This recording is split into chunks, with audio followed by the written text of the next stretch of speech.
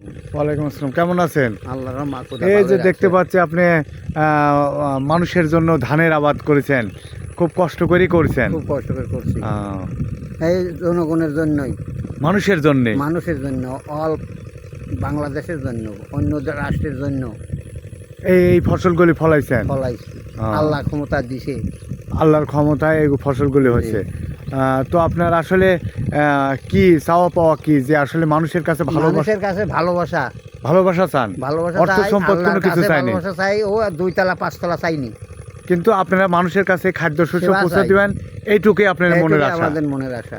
যে মানুষ যেন ভালো আমাদের খাদ্যশস্য তৈরি করে দেয়। আমরা এত কষ্ট করে, আমরা কৃষক, আমাদেরকে 2টা পেট ভরে ভাত পাই। হ্যাঁ, আমরা আমরা আপনার কাছে দোয়া চান মানুষের দোয়া কাছে, চাই, যে আমাদের ভালো দোয়া করবেন, আমরা যেন আল্লাহর আরো কাছে দোয়া চাইবেন।